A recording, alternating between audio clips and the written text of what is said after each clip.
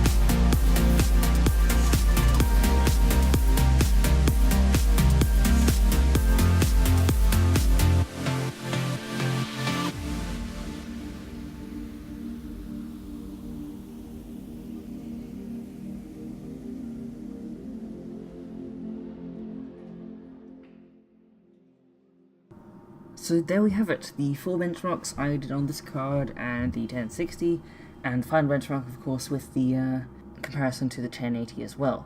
So as you can see, it performs really well, and in fact, as most people did say back when Pascal released, it's about the same speed as a GTX 1070. I don't have one, nor can I borrow one at the moment to test one, so I have no actual performance measures of the 1070 itself. I can pretty much confirm because of the range of the benchmarks for Time Spy, because it was 10 FPS, around 10 FPS above the 1060, and around 10 FPS less than the 1080, which is around where the 1070 sits. So essentially the same performance as the 1070 with 2 gigs less VRAM. This particular model has 2 8-pin power connectors, so it does use quite a lot of power, but the reference model uses an 8-pin and 6-pin. Although I will say that if you have the choice between a reference 980 Ti and a Titan X Maxwell, I would recommend going for the Titan because it is a little bit faster than the reference one. This particular model of the 980 Ti is actually faster than the Titan. But I will say it's a very cool card, I like the lighting options. I would recommend, as I did with all these tests, downloading OC Guru 2 and just setting it to the OC mode that they have for this card. It bumps it up by a few megahertz, but you might as well because it's been tested with all of their cards of the 980 Ti series, and that's basically just a guaranteed stable overclock. So just click on that, you won't have to worry about throwing your card or anything, and that's basically just free performance, which is how I ran all the tests except for GTA 5. I only enabled it afterwards. Talking about GTA 5, the reason for the difference being so small between GTA and between the 1060 and the 980 in GTA is because it's a very CPU intensive game, and I had my CPU running at stock clocks, which is relatively slow compared to some newer CPUs, so that's all I really have to say about that.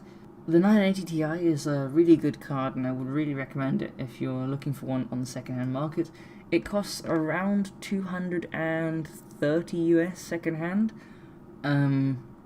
so if you can find it for that price, maybe a little bit more, maybe a little bit less, that's a really good deal considering the 1060 brand new is around $250 to $300, and it performs much better than that, and even compared to the 1070, which is in the 350s, etc.